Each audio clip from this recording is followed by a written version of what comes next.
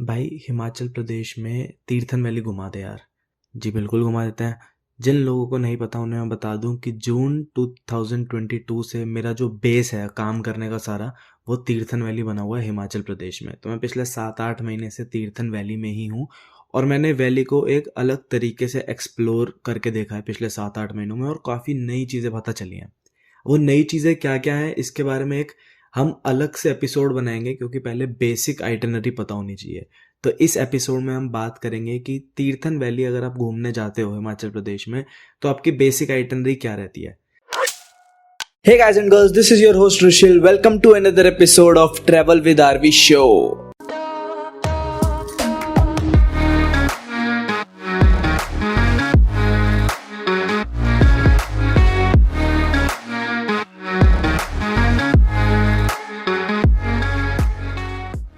Basically basic itinerary में रहेगा कि आप 2 या 3 दिन का प्लान बनाओ। मतलब अगर आप 3 नाइट्स का प्लान बनाते हो तो वो इनफ है। मतलब जो 2-3 टूरिस्ट अट्रैक्शंस हैं वो देखने के लिए वो इनफ है।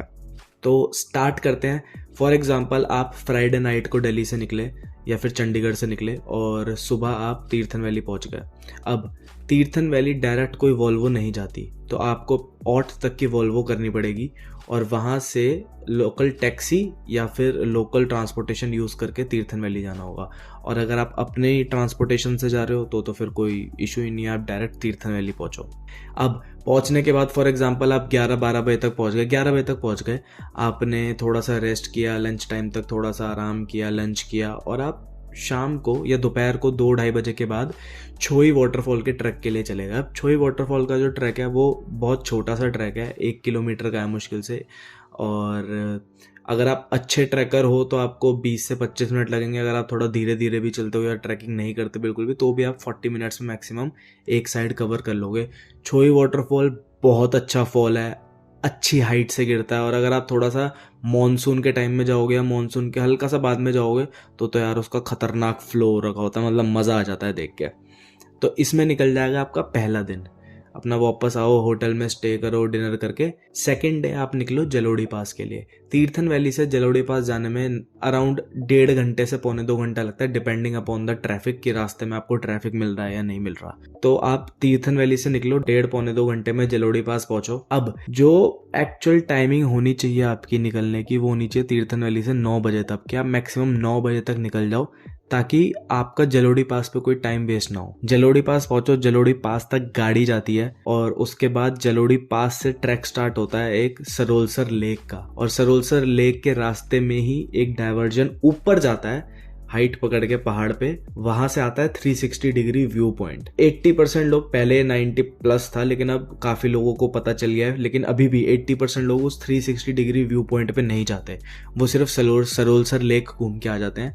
लेकिन अगर आप वहां पे जा रहे हो तो मेक श्योर कि आप उस 360 डिग्री व्यू पॉइंट पे जाओ ही जाओ, क्योंकि वहां से जो व्यू है ना यार, मैं आपको बता नहीं सकता भाई वो कितना खतरनाक है। बहुत ही खतरनाक है, बहुत ज़्यादा खतरनाक। तो आप 360 डिग्री व्यू पॉइंट कवर करो। बेस्ट पार्ट ये है कि वहाँ पे एयरटेल जियो के नेटवर्क भी आ जाते हैं थोड़े बहुत, तो अगर आप वो व्यू वहाँ से दिखाना चाहते हो किसी को वीडियो कॉल पे तो आप वो भी दिखा सकते हो। 360 डिग्री व्यू पॉइंट किया, सरोलसर लेक कवर की, उसके बाद वापस आओ। ये आपको कवर करते करते शाम हो जाएगी क्योंकि जलोड़ी पास से सरोलसर लेक का जो ट्रैक है वो ऑलमोस्ट 5.5-6 किलोमीटर का है। तो अगर हम 5.5 भी मान के चले तो आना जाना 11 किलोमीटर के अराउंड हो जाएगा। फिर आप वहाँ पे थोड़ा टाइम स्पेंड करोगे, 360 डिग्री व्यू पॉइंट पे थोड़ा टाइम स्पेंड करोगे। तो 9 बजे अगर आप अपने होटल से निकले, आप 11 बजे तक जलोड़ी पास पहुँचे, आप 1-2 बजे तक मैक्सिमम आप लेक पहुंच गए, तो आप लेक पे भी टाइम स्पेंड करोगे। फिर वापस आओगे तो ऊपर जाके 360 डिग्री व्यू पॉइंट पे टाइम स्पेंड करोगे, तो नीचे आते आते आपको वही 5-5:30 बज जाएंगे। वापस टैक्सी में बैठो अपना और होटल की तरफ वापस तीर्थन वैली। अब नेक्स्ट डे मतलब डे नंबर 3, अगर आपका 2 नाइट का ही स्टे था तो अब इस दिन आप चिल मारो, आपके पास कुछ नहीं है करने को, आप सिर्फ रिवर साइड जाके बैठो, रिलैक्स करो, थोड़े बहुत अपने होटल में गेम्स वगैरह खेलो अगर हैं तो, और शाम की बस पकड़ के वापस दिल्ली निकल जाओ। लेकिन अगर आपके पास अभी 1 नाइट का स्टे और है, आप 3 नाइट के स्टे पे आए थे, तो आप यहाँ से क्या कर सकते हो, आप यहाँ से जा सकते हो ग्रेट हिमालयन नेशनल पार्क के गेट तक। उस गेट से जस्ट 50 मीटर पहले एक फॉल है जिसका नाम है हिप्पो फॉल, आप उसका ट्रैक कर सकते हो। तीर्थन वैली में जो मेन जगह आती है, जो सारी शॉप्स वगैरह जहाँ पे हैं, वो है गुशैनी।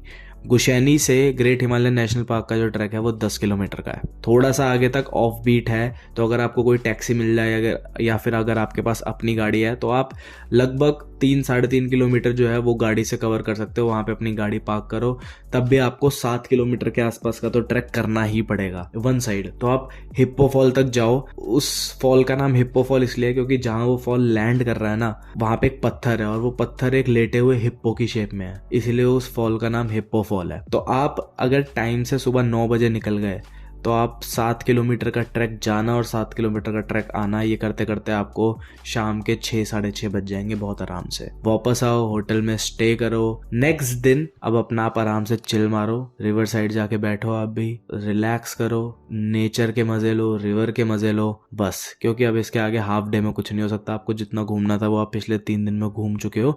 और तीर्थन वैली में मेन घूमने के लिए आपको कहीं पे भी जाना है तो आपको ट्रैक करना पड़ेगा। और आसपास मेन तीर्थन वैली में जो मेन हब है, वहां से आसपास जाने के लिए ट्रैक्स फिर सारे लंबे लंबे ही हैं।